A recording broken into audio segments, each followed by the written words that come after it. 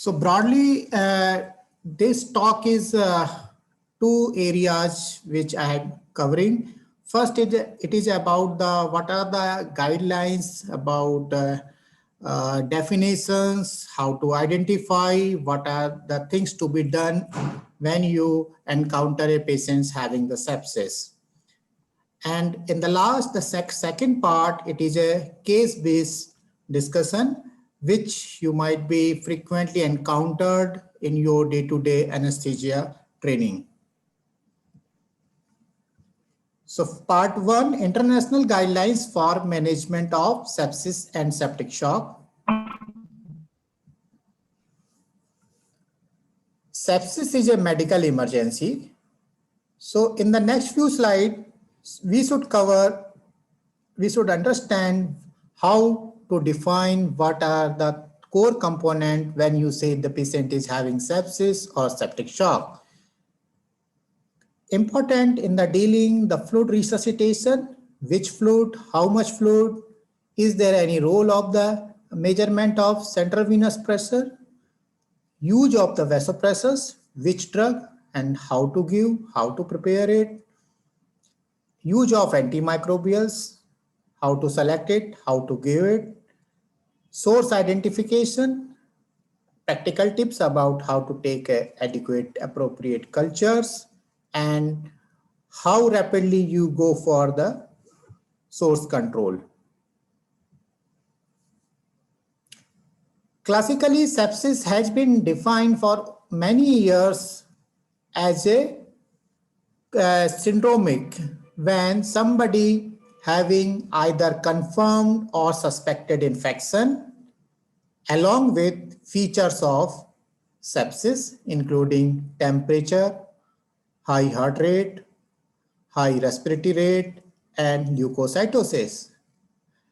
But you can see in the various clinical settings, without having true infection, these parameters, that is temperature, heart rate, respiratory rate, and TLC, might be deranged, like in cases of the trauma, in cases of burn, pancreatitis, etc. Then people had tried to differentiate actually to define the newer definitions, because most of the times we actually overestimate or overdiagnose the sepsis because of presence of these features. Almost 25 years later on, the third international consensus definition came for the sepsis and septic shock by the various experts in this field, published 5 years ago, where the sepsis has been defined as a life-threatening organ dysfunction caused by a dysregulated host response to infection. It's very tough to remember. You can't actually apply at the bedside. Then how to define an organ dysfunction? For that, they had given objectivity. There must be acute change in the total SOFA score equal or more than 2 points. I can emphasize that I might having the CNS infection, but not a sepsis. I might maybe having the some lung infection, pneumonia, but maybe not truly having the sepsis. I may have a liver abscess, but may not having truly sepsis, or skin soft tissue infection, or UTI as simple, but not having the sepsis. For being in a sepsis condition or defined as a sepsis, there must be a dysregulated host response. Means because of the presence of any infection anywhere in the body, there must be some organ dysfunction, which you can define through the SOFA score. I hope that all of you must heard about the SOFA, sequential organ failure assessment score, commonly being used for the critically ill patients. Must be, I am clear, I hope so, how to differentiate between the infection and the sepsis. Then second component, it is a septic shock. Of course, patient must fulfill the definition of the sepsis. Along with that, there is a persisting hypotension requiring vasopressure to maintain MAP of equal or more than 65 and having a serum lactate of more than 2 millimole per liter or 18 milligram per deciliter. And you had done adequate fluid resuscitation. That is a clinician judgment that what he or she feel that adequate fluid has been given in the background of the sepsis and ongoing hypotensive state. And the clinician bedside had decided or feel that he or she had given adequate fluid. Despite that, if there is a need of the vasopressors and continuity of high lactate value, then you label as a septic shock. So like if you encounter a patient having the mean blood pressures of the 60s, febrile peripheral pulse, of course having the sepsis, fulfilling criteria of sepsis, and now you had given the fluid, suppose 500 ml of normal saline, BP picked up, now it is sustained, mean blood pressure is more than 65 for next few hours. So then it is not a septic shock because you had resuscitated and there is no need for the vasopressors now. So that will not come in the septic shock. That will come as a sepsis.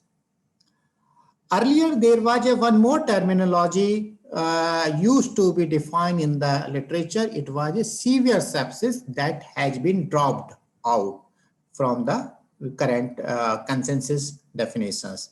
So only two things, sepsis and septic shock. For the PG trainee, this is a SOFA score, very commonly being used in the critical ill patients, ICU patients. It has a 6 component. For each component, they had given the scoring up to the 4. Respiratory, they are the 3 clinical. Respiratory that looks like assessment through the PaO2 by FiO2, means PF ratio. The second clinical is that CVS, cardiovascular, your mean arterial pressures. It's spontaneously or maintained through your vasopressors that define the scoring system. Third clinical is that GCS, Glasgow Coma Scale. And other than the 3 are the laboratories. One is the platelet count, second is the bilirubin, and third is the creatinine. So you can see there are the 6 important organs which are covered in this score, and it's pretty well actually define your severity of illness as well as predict the outcome and mortality in the ICU patients. So everybody should be knowing this, at least the name of the SOFA score. It's commonly being used other than the Apache you must heard, Apache 2 score. As the severity increases, the mortality increases. You can see there are some old pictorial graph where if patient is just defined as a sepsis versus septic shock, exponentially increase the mortality. If somebody had a septic shock, almost 50% of the mortality reported from the literature.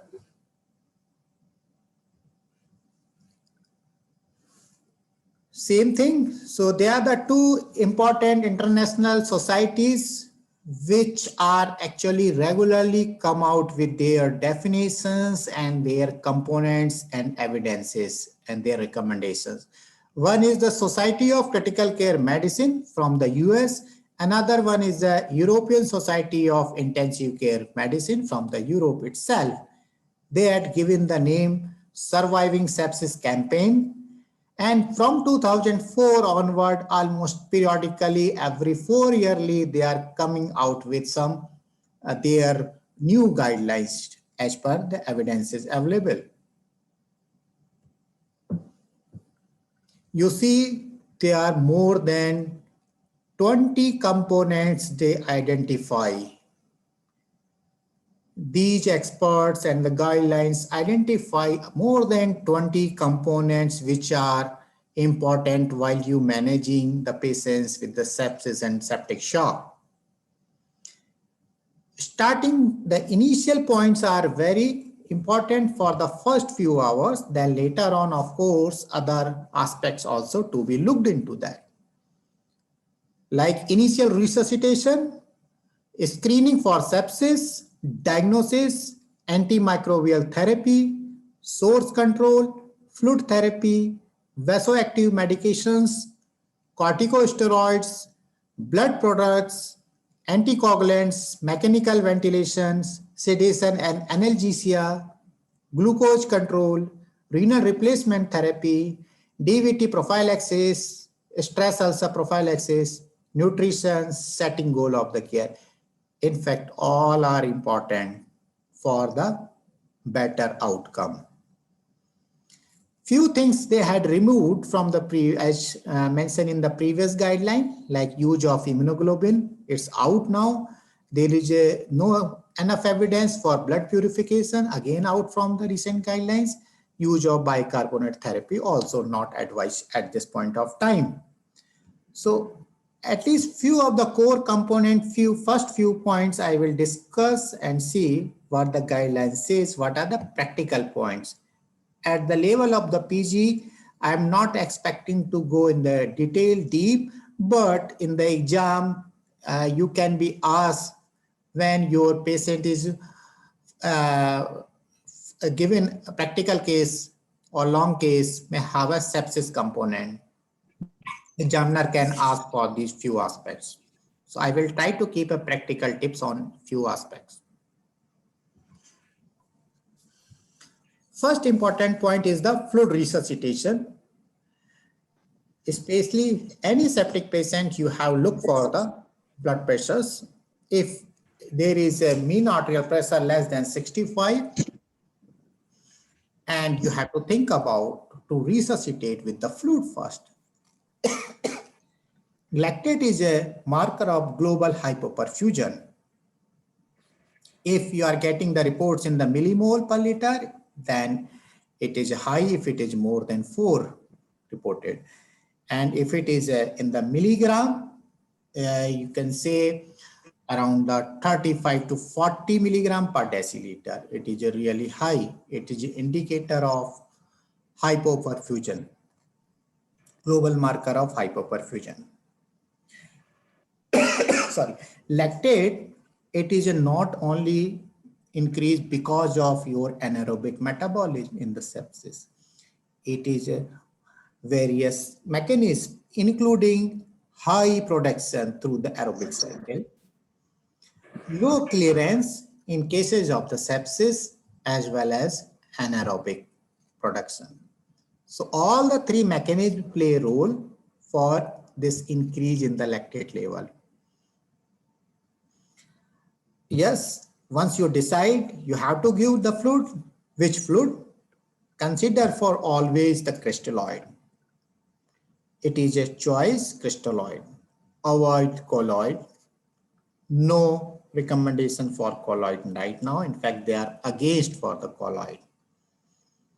They say only when you had resuscitated enough with the crystalloid and there is some clinical things which restrict your volume overload, like patient is having the cerebral edema, like severe ARDS. Only few conditions where you should consider to restrict your ongoing resuscitation with crystalloid fluid. Otherwise, for your answer, it is a crystalloid. Simple, even the normal saline. Simple, your Ringer lactate. Simple, your any balanced salt solutions nowadays available commercially. Volume of the fluid can consider up to the 30 ml per kg in a single shot. Like a 60 kg patients, easily you can go up to the 1800 ml, means around the 2 liters. But what the people do in the practically, it has been given in the small aliquots like the 500 ml. Like a 5 to 10 ml per kg, according to the body weight. In the adult, it come around the 500 ml. People try to give, and they again reassess their patients. Patients is needing the more volume or not. Of course, you have to monitor the lactate, and reduction in the lactate has been very well correlated with adequate resuscitation. You have to consider to give the fluid once you identify having the septic shock. You have to give the fluid, whatever available, normal saline, ringer lactate, doesn't matter. Whatever you have bedside, give it, and has to be given within first 3 hours. You should not come just by identifying the patient is having the shock, started the vasopressor and decided or thinking to get a feedback from your seniors. Consider always give the fluid as early as possible. Assessment of the fluid. Over the years, central venous pressures has been used commonly and being taught in my training period also. It has been used as a part to assess the fluid status. In the older guidelines by the Surviving Sepsis campaign itself, they had a component while you are resuscitating patients with the sepsis. One component was that maintain CVP between 8 to 12. Other than your maintain mean arterial pressure more than 65, urine output clinical, central venous oxygen saturation, and the lactate. But this aspect of measuring the CVP and to maintain between 8 to 12 mmHg has been removed from the recent guidelines and recommendations. Let's see what are the evidences behind this, why they had removed. Though it is a very famous trial, in the examiner might ask you, because this is a very famous interventions 20 years back, 2 decades back, published in the NEGM by the Rivers et al., very famously known person who had made the protocolized resuscitation in patients having the septic shock in the emergency. What he had done, once you identify the patient is having the septic shock, he had given a step-by-step approach to achieve the targets of first CVP, give some crystalloid. If you are not able to achieve the CVP, then look for the MAP after continuous targeting the CVP. Then once you achieve the MAP, look for the central venous oxygen saturation. Then if you are not able to achieve central venous oxygen saturation, consider for your PRBC transfusions, or if it is not with that also, then consider for inotropic like dobutamine. So they have some protocol actually, and they look the effect of this protocol. They showed that significantly 16% absolute reduction in 28 days mortality. Mind it, septic shock patient has a mortality around 50%. So very high mortality cohort. If you reduce up to around 16%, it is a huge impact. So it was widely practiced throughout the world to go through this protocol last 2 decades. But we should understand about the CVP monitoring. I will come out later why the CVP monitoring has been removed. So first about basics about the CVP. Central venous pressure, it is in the central compartment, basically mainly measured in the superior vena cava, has been influenced by various factors, influenced by by incoming your venous blood flow, because of pressure changes, because of RA contraction, right atrial contraction, movement of the heart itself. So in the superior vena cava, the pressure continuously changes within a particular heartbeat. in all the physiology book, you can see there are the clear-cut 3 positive deflection and 2 negative deflection. Positive side A, C, V, negative side downfall in the pressures because of X and Y defined. Why the A is because of the atrial contraction. C, the second positive deflection because of the tricuspid valve elevation into the right atrium. The third positive deflection, it is because of ongoing flow of the blood in the right atrium. X and Y, X because of the downward movement of the contracting right ventricle, Y deflection because of the now tricuspid valve opens in early ventricular decision, diastole phase. So when to measure? Because in particular heartbeat, there is a variation if you closely look for that CVP, either on the monitor or theoretical. So where we have to measure the pressure exactly? So it has been decided when there is a relaxed, complete, no flow C wave. So base of the C wave, if you are unable to trace the C wave, you can think about to measure at the once the A wave is about to stop downslope, then you can measure it. When to measure? Expiratory phase, expiration phase, not during the inspiration phase. So beat to beat variation in the pressure of the CVP, you have to look for the particular site to measure the central venous pressure. Not only beat to beat, it also influenced by your respiration, because in change in the intrathoracic pressure also influence the inflow, your venous return. Like in the spontaneous ventilation, during the inspiration, there is a negative deflection in this CVP waveform. You can observe if you are monitoring the CVP in your ICU patient, especially spontaneously, ask him to take a deep breath. You can see the lot of wide fluctuations in the waveform as per your breathing cycle.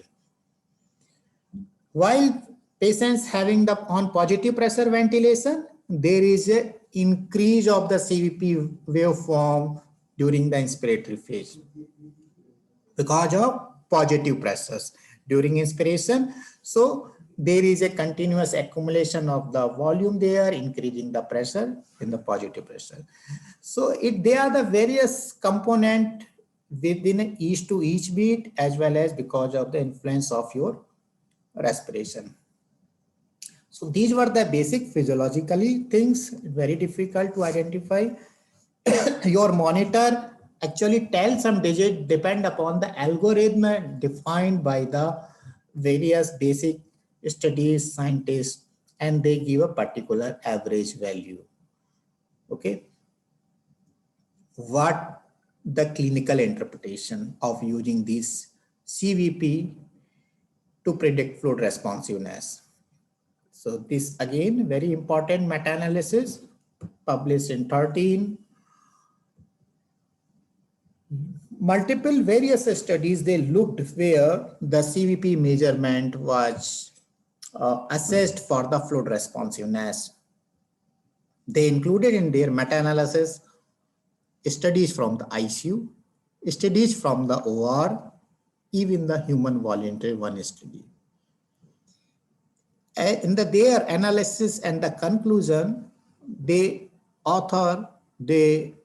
written their words, reading their words, there is no data to support the widespread practice of using CVP to guide fluid therapy. This approach to fluid resuscitation is without a scientific basis and should be abandoned. There was an inference from the available evidences, available studies, reports, results.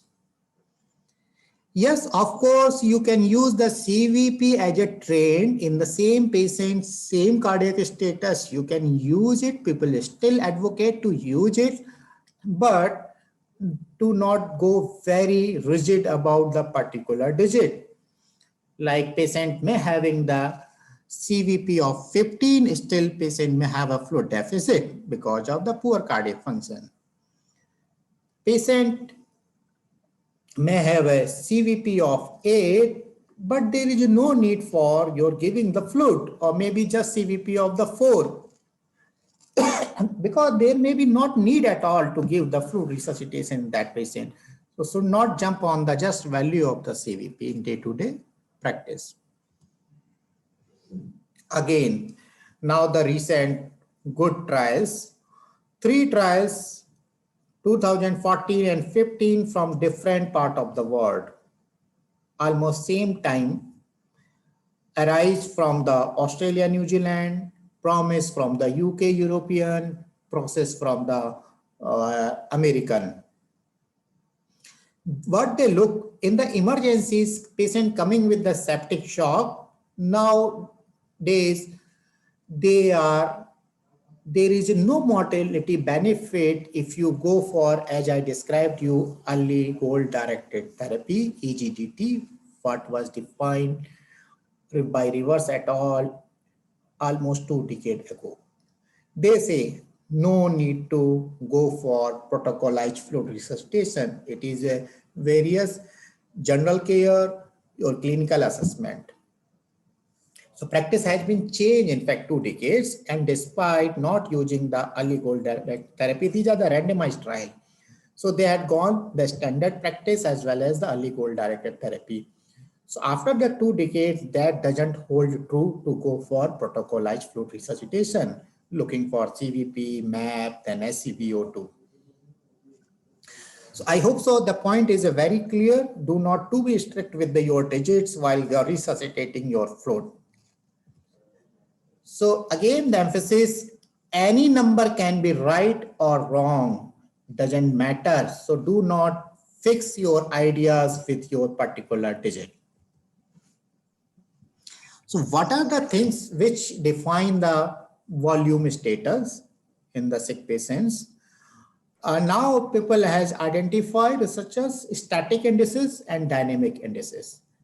Static, you measure the pressure either, or you measure the volume at particular point of time. Pressometric indices, CVP, like pulmonary artery occlusion pressure. Volumetric indices, either you look for echocardiographically, right or left ventricular end-diastolic volume, or area, or intrathoracic blood volume, or global end-diastolic volume. But these are considered as a static. In fact, each variation in the heart cycle and the respiration, there is a variation which influences, and that parameter now considered as a better way to predict fluid status, that called as a dynamic indices. 3 terminologies being defined: systolic pressure variation, pulse pressure variation, stroke volume variation. The word is a variation. It is a during the one breath cycle, how your systolic pressure changes during inspiration and expiration, how your pulse pressure changes during inspiration and expiration, how your stroke volume changes during the inspiration and expiration phase. Actually, through those observations, you can define patient is having the fluid deficit or not. This can come as a short recent advances, because many times short notes can come for this to assess the volume status, where you can write this classification or some brief notes about static indices as well as dynamic indices. So now I hope that you must be clear that CVP is a static hemodynamic index, and it is not a very good observation to identify the fluid status. This is again through their studies only, the pulse pressure variation, PPV, systolic pressure variation, SPV, stroke volume variation, SVV. They are having very high good correlationship with volume status. Why I am saying so? to highlighting, because ultimately these parameters, these digits will tell the clinician to give or not to give fluid. If you under resuscitate the patient, there is a problem. If you give extra fluid, there is also problem.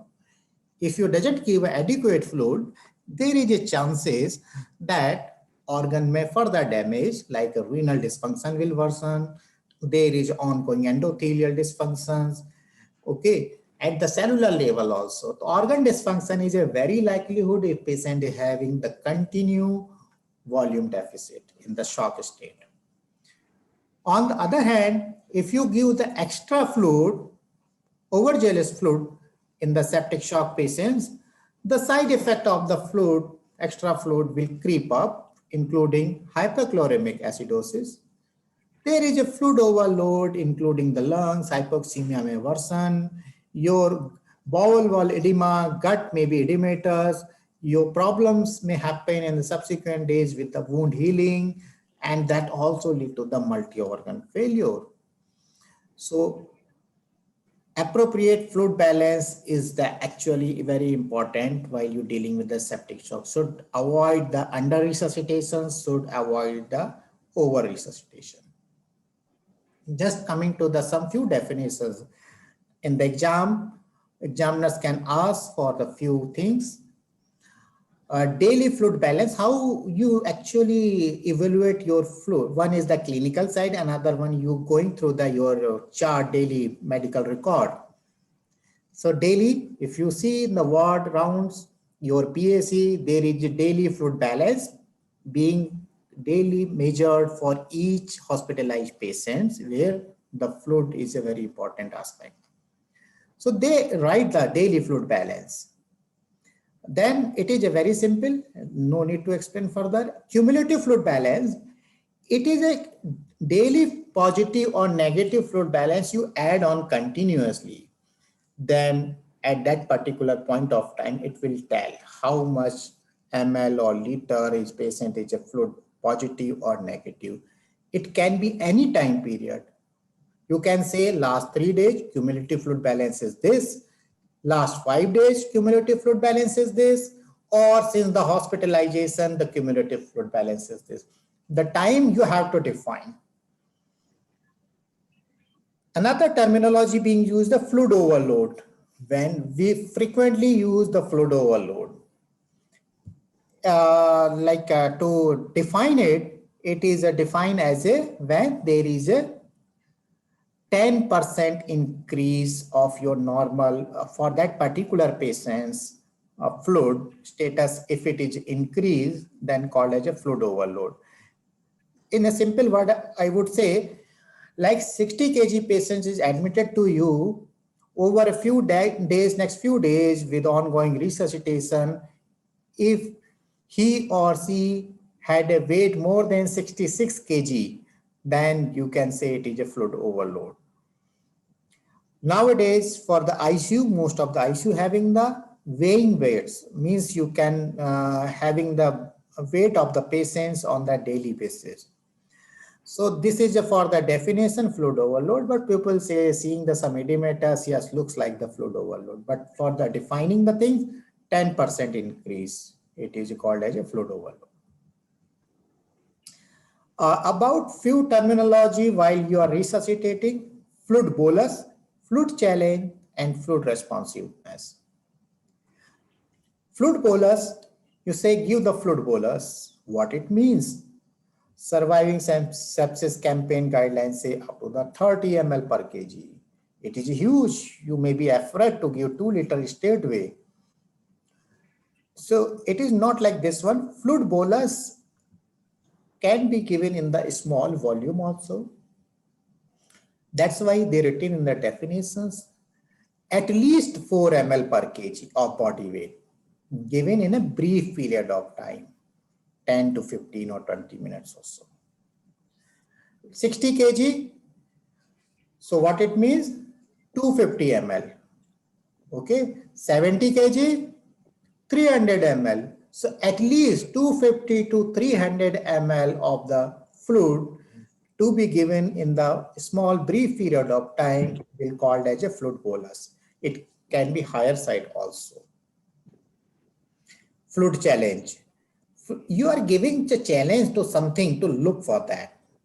So if you are looking, assessing hemodynamic parameter while you are giving the fluid, and your target, your primary target is assessing your hemodynamic parameters by giving the fluid challenge, then it is called as fluid challenge.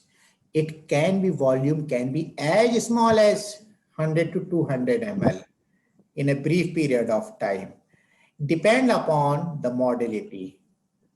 Your transthoracic echocardiography or transesophageal echocardiography or cardiac output monitoring device, you can measure it.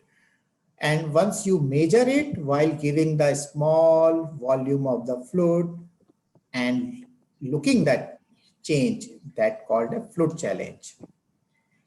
It is a response from the patients or particular receiving patients, responsive or not responsive.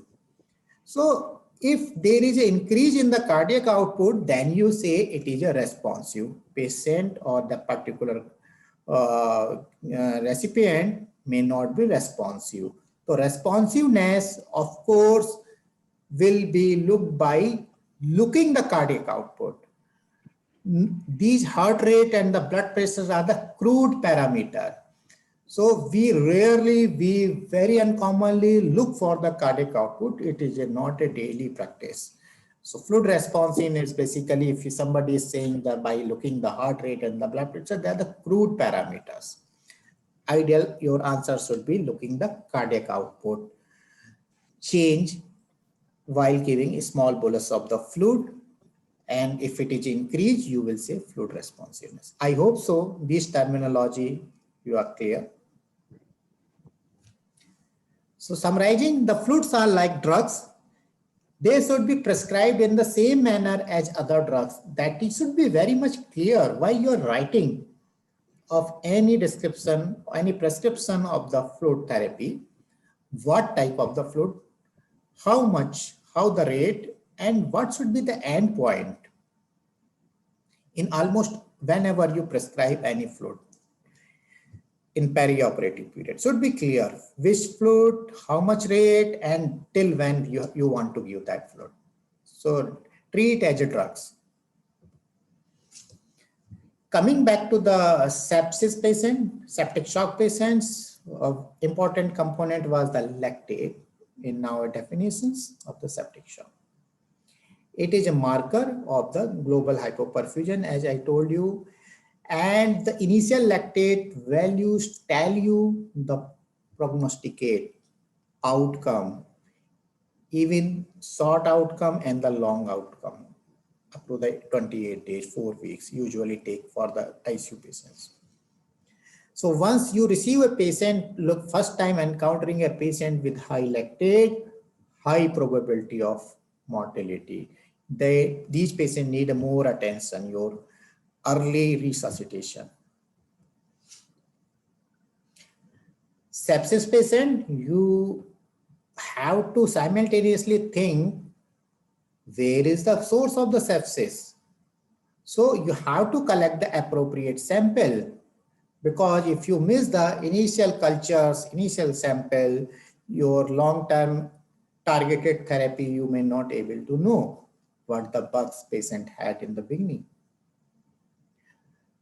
Collect as early as possible. Collect before giving the antimicrobials. Blood cultures, always, even the patient having the pneumonia, consider to take a blood culture. Even the patient having the complicated UTI, skin soft tissue infection, always. Other than site-specific cultures, consider to take a blood culture. For the blood culture, at least 2 sites. So it is clear in the septic shock patient and sepsis patient, consider to take a blood culture also, and from the 2 sites. 2 sites means at least one site should be drawn percutaneously. Patient may having the cannula, central line, dialysis catheter from the previous hospital. So you can take one from that side, another from the direct puncture. Take almost minimum 20 ml from each side. 20 ml. Then if you take, suppose patient doesn't have any cannula or IV access that time, take one side from the right elbow, another from the left elbow, 20 ml each. Then out of 20 ml, put 10 ml in the aerobic bottle, 10 ml in anaerobic bottle. So these are the minimum blood cultures. You should not take only just 10 ml of blood. So appropriate amount is also very important. The chances of yield is better. As I told you, other cultures appropriate, maybe deep-seated, ultrasound guided needle aspiration, or some wound debridement. You can send for the culture if appropriate. For the diagnosis, take a help of imaging. Nowadays, it's very commonly being used. Ultrasound, CT scan, MRI also, deep-seated infections. Always take a help of these imaging. Emphasis again, when you consider blood culture, clear, take a blood culture when you have a first time encountering a patient having the sepsis. Take a blood culture, take from the 2 sides. Antimicrobial therapy, it can be asked again in the exam. Delaying even the hourly delaying in the giving the first antimicrobials, it actually have impact on the mortality directly. So each hour matter a lot while giving the antibiotic. Consider as early as possible antimicrobials appropriately, because it has impact on the outcome. If you are going the first time seeing the patient in the emergency or your ICU duties, patient came first time, not received, take a culture, give antimicrobial broad spectrum on first and depend upon the site of infection. Antimicrobial, it is not straightforward to define which antibiotic. Choosing antimicrobial, you can say it is a puzzle. You have to consider the various aspects like which site patient might be having the infection. That particular site, that particular drug is reaching or not. Patient's pathophysiology, derangement like a renal dysfunctions, hepatic dysfunction also can influence the choosing of antimicrobials. What kind of the pathogens you are expecting? Because many times you expect few particular infection by just clinical presentation or from the source or from where the patient is coming from the previous hospital. You can think what kind of the pathogens. So all these aspects actually define and decide your antimicrobial particular in that particular patient. For the PG students, again, coming back to some definitions of, it may be useful to clarify here. We say various terminology while prescribing the antimicrobials: empiric, broad spectrum, targeted or definitive, multi-drug, combination. Empiric, we don't know. We have to give we don't know what kind of the infection, which is the site, whatever. We don't know the pathogen basically. You may be right in the site identifying this is a skin soft tissue or UTI by clinical presentation, but you don't know the pathogen, but you give the empiric. It may be single drug or 2 drugs, doesn't matter, but you doesn't know the pathogen and giving the antimicrobial, it is empiric. Broad spectrum, by the nature of the antibiotic itself, actually it covers a lot of the pathogen. It kills a lot of the pathogen, but you don't know the pathogen, but you try to give antibiotic which can kill multiple pathogens. So this is basically for the antimicrobials, broad spectrum. It may be again the single, like piperacillin tazobactam, it is a broad, considered as a broad spectrum antimicrobial. Vancomycin, it doesn't have a spectrum of broad, but if you combined with vancomycin with piperacillin tazobactam, then it's a multi-drug and it is a broad spectrum. Targeted definite or definitive antimicrobials, when you know, so it is a very important, when you know the pathogens, you know the report, and you are targeting that pathogens, and the patient is needing the antimicrobials, then you say it is a targeted or definitive therapy. Again, it may be single or multiple antimicrobials. Multi-drugs, again, terminology being used various times when you doesn't know the pathogens, or if you know the pathogens, but it is drug resistant to various antimicrobials and you are using actually, then you say it is a multi-drug antimicrobial therapy. Very important terminology which is being confused many times, it is about the combination. Combination antimicrobial, when, how we define it. So in this terminology, when you either know or not knowing, doesn't matter, but you use two antimicrobials for particular pathogens, either suspected or known. Means you are hitting with the two missile with the one target, then it is considered as a combination. I will say you.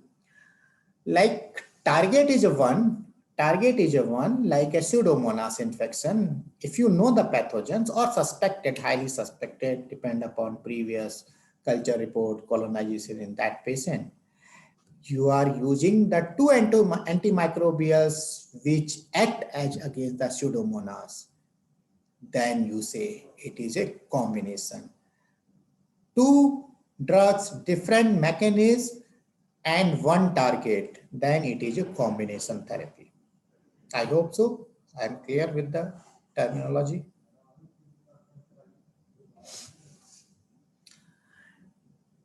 Now you choose your antimicrobials, you have to think about how much I have to give.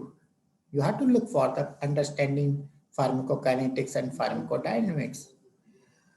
You have to think about what is the age, gender, weight, status of other organs, patients or particular antimicrobials, volume of distribution, what we know, clearance variations in that particular patient. So we have to consider all these factors while you deciding how much dose I have to prescribe. You decided the antimicrobials, but dose how much? So depend upon the pharmacokinetics, various aspects.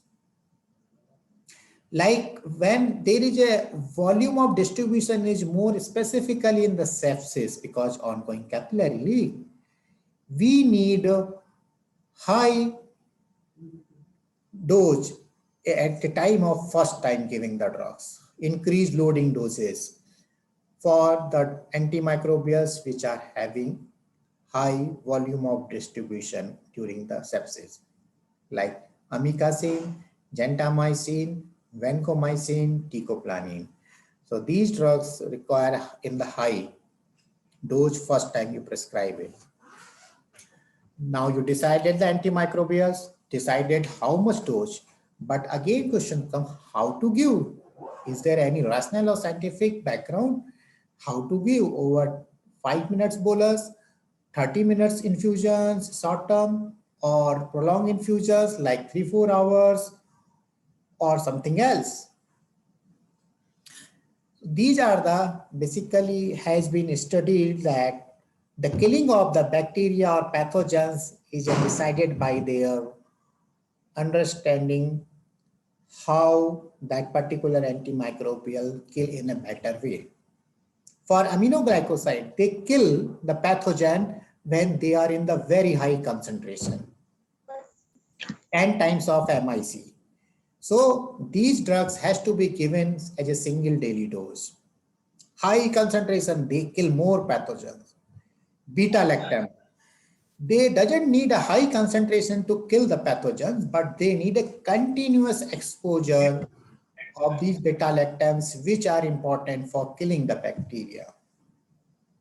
So all beta-lactams like the penicillin, cephalosporin, carbapenems, monobactams, so which having the beta-lactam ring. So these drugs kill pathogens effectively if you give the extended infusion.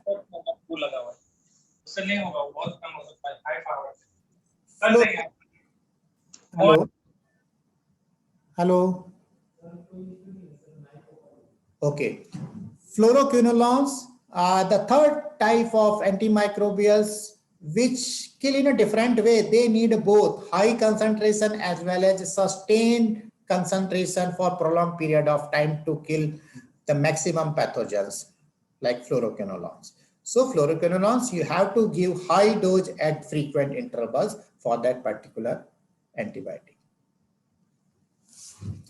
Source control, wherever there is a, you identify, diagnose where is the source, either intra-abdominal abscess, GI perforation, cholangitis, pyelonephritis, ongoing intestinal ischemia, bowel gangrene, skin soft tissue necrosis, empyema, septic arthritis, or infected intravascular devices. They need to be drained or removed as early as possible. When? Because as a bottom line, we know they have to be removed. I will come later on the timing of removal of the source control. From these guidelines, they highlighted use the vasopressors. It is a very much clear. Norepinephrine is a choice of vasopressors above the dopamine use. Always first choice is to use the norepinephrine. How to prepare it? I hope that all of you must work in the ICUs. If you are a third year trainee, there are the variation in the preparation of the noradrenaline, but you can use this formula to know the exact dose of the norepinephrine what the patient is receiving.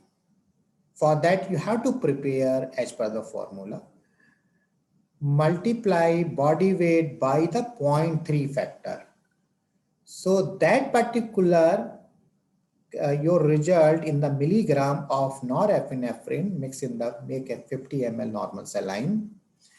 So if you prepare like this and run through infusion pump as a ml per hour, then exactly you can know how much patient is receiving that norepinephrine. I will say like body weight is a 70 kg. If you multiply by the 321 milligram of norepinephrine, prepare it in the 50 ml.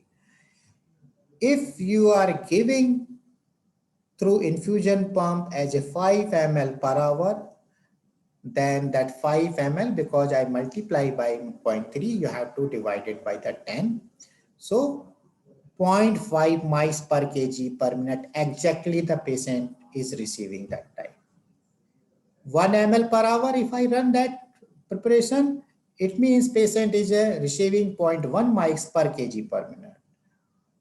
If I am giving 2.5 ml per hour, means 0.25 mics per kg per minute patient is receiving. Exactly. If you prepare it right manner, then you know exactly what the dose patient is receiving, and you can mention in your notes as well as you can answer it rightly.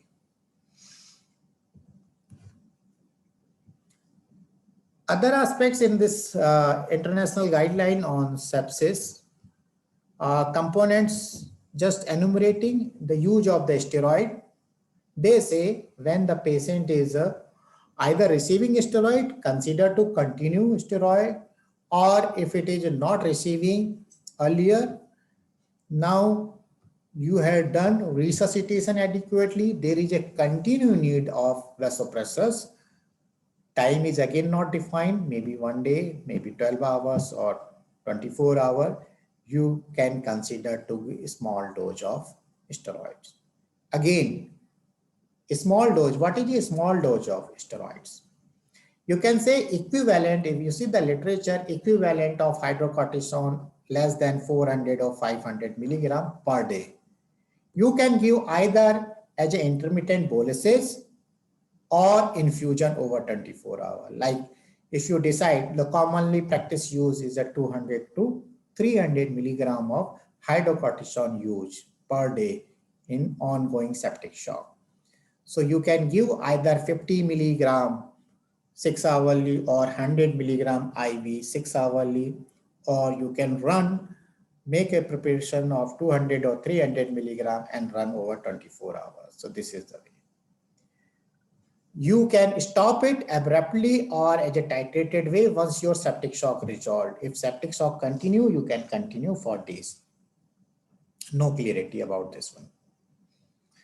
Blood products, the threshold value earlier for the few cohort, they say even the elective operation theater earlier at our time, the training, but high risk 9 gram of hemoglobin you had to achieve. Say now slowly that things has been changed, 8 gram for few cohort of the patients. In the septic shock, 7 gram is a good enough. If the patient is having less than 7 hemoglobin, then only consider to give the PRVC, otherwise no.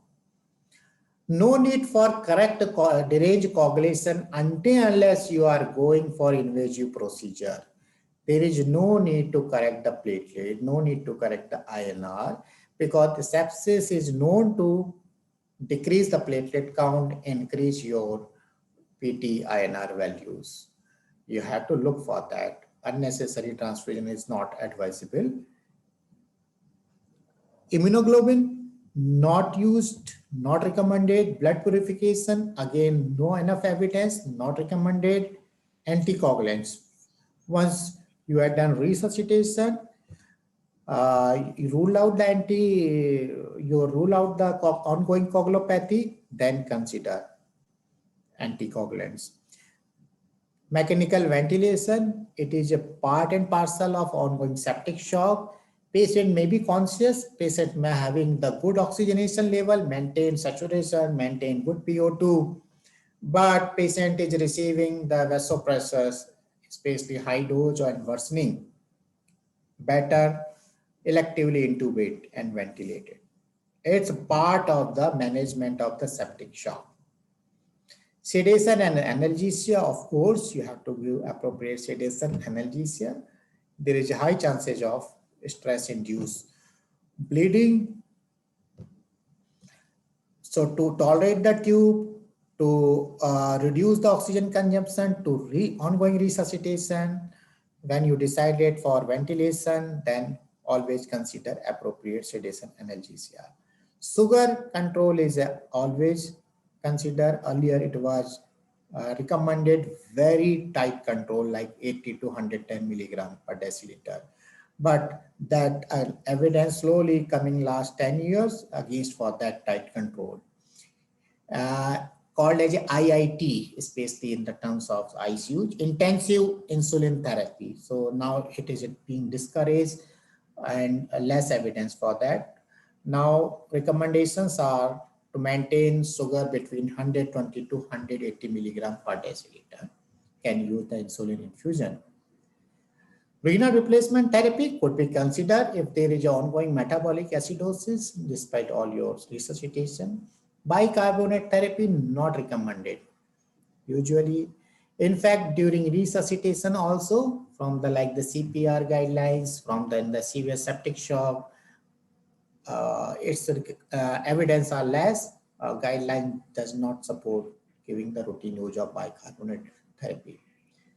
Consider for DVT prophylaxis because the chances of venous stasis, venous thrombosis there, look for that. If you can give the no coagulopathy, consider to give it. Stress ulcer prophylaxis, always consider.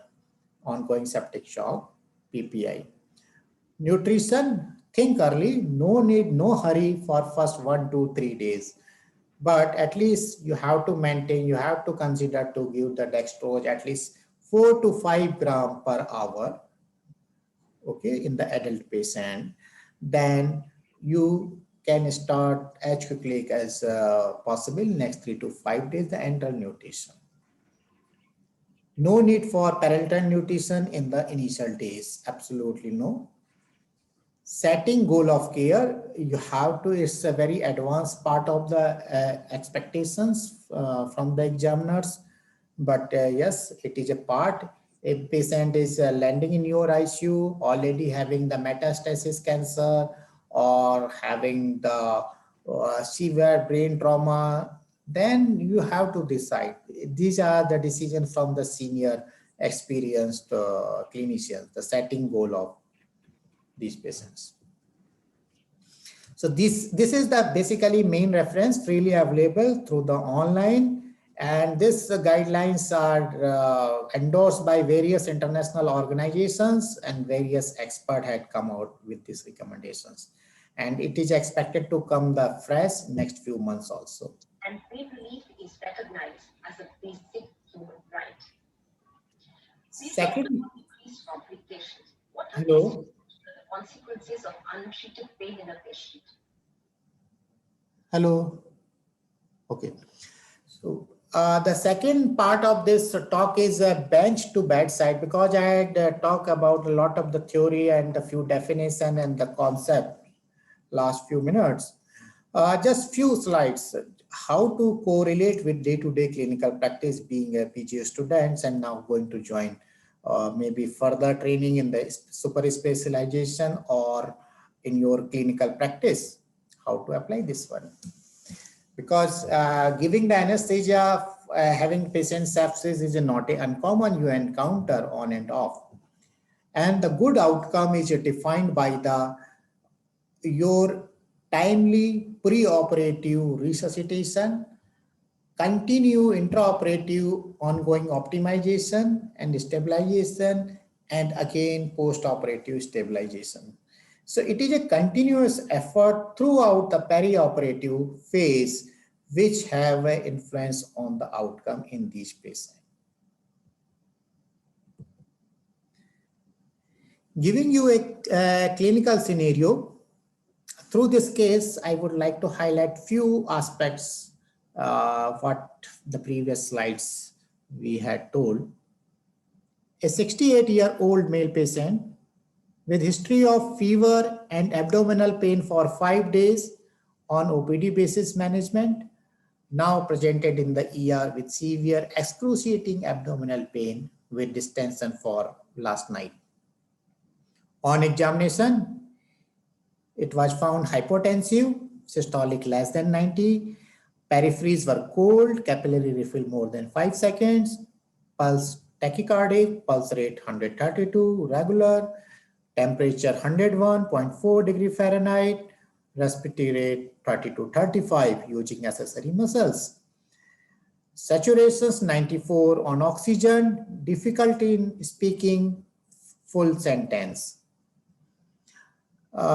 System-wise examination, normal CNS but quite anxious, peripheries are cold, respiratory auscultation, bilateral basal clefts present, abdomen examination distended, flank full, guarding and tenderness present, bowel some absent. And now after putting the Foley's catheter, there is a decreased urine output as well as the history that he did not pass urine last 12 hours. You had sent the blood gas, pH shows 7.12, PaO2 59, PaCO2 40, bicarb 10, lactate 3.4, base deficit -12. Laboratories report came, it shows hemoglobin 7.8, leukocytosis 29,000 TLCs, polymorph increase 88%, low platelet count 70,000, blood sugar 102. and blood urea and nitrogen as well as your LFT also deranged. Sodium 140 normal, but potassium was towards higher side 5.1 and mild range in the INR 1.35. Chest X-ray shows gas under the diaphragm. It confirmed the diagnosis of bowel perforation. We have been told that time is the life. The surgeon forces you. Okay, we have to operate because the source control is very important.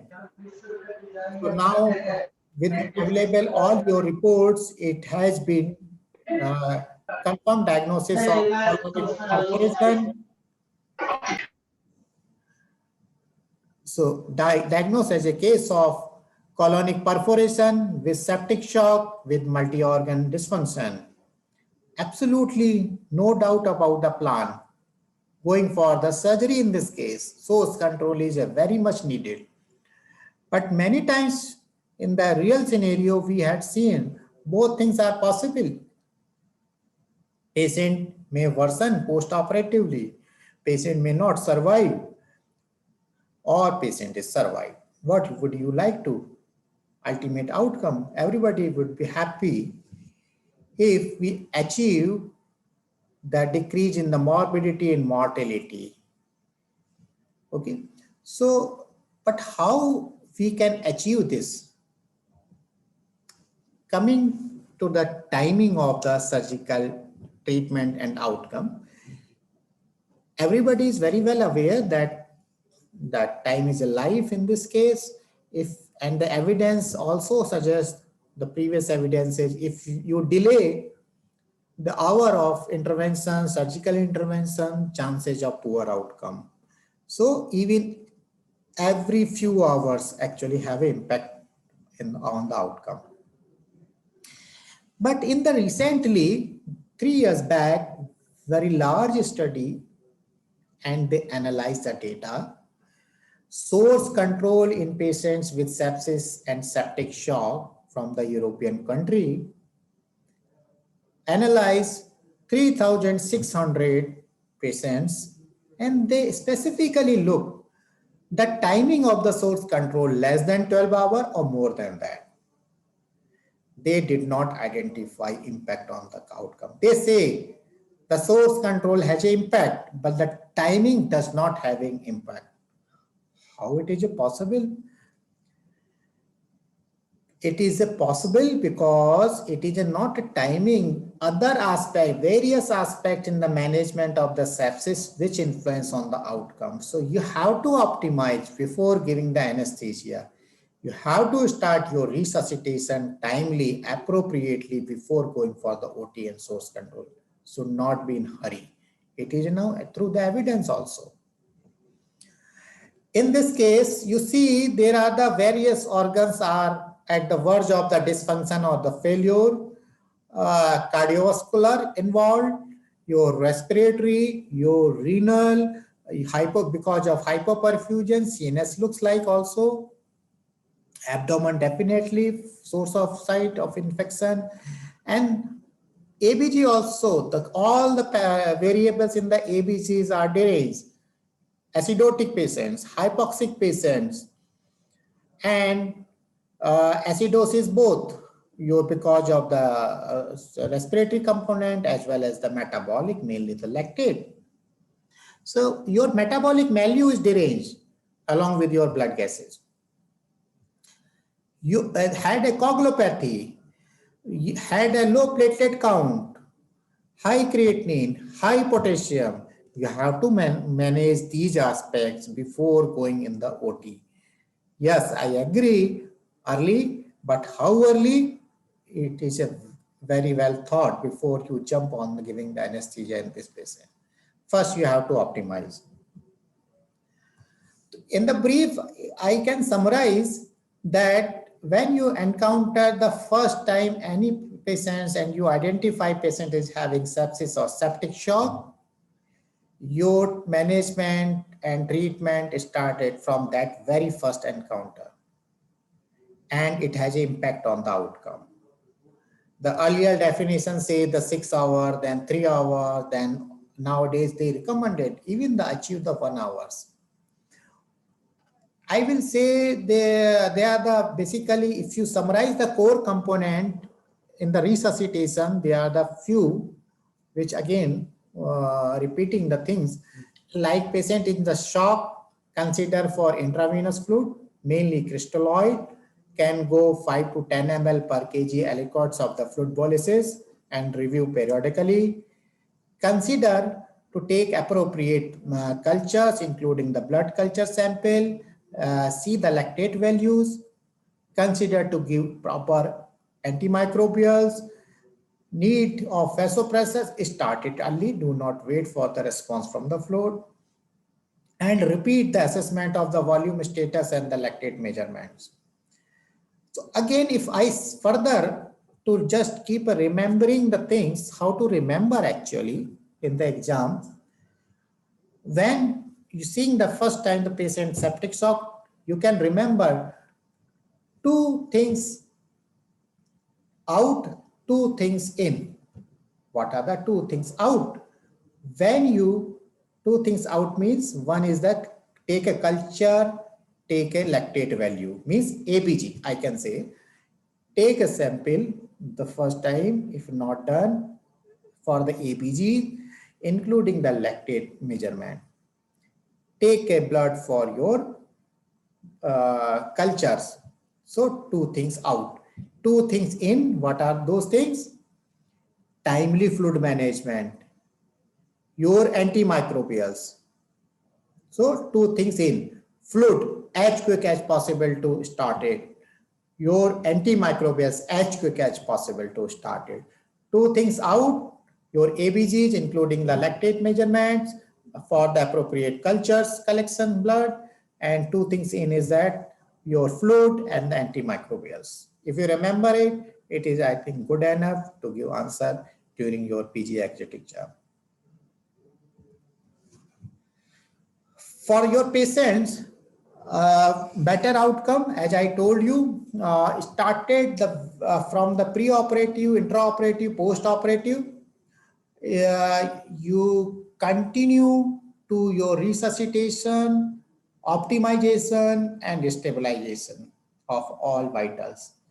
Supportive care like need of ventilator even beforehand, before going to the operation theater. If ongoing septic shock, then you can consider to intubate preoperatively in well advance. Identify organ dysfunctions, your management will modify accordingly to that.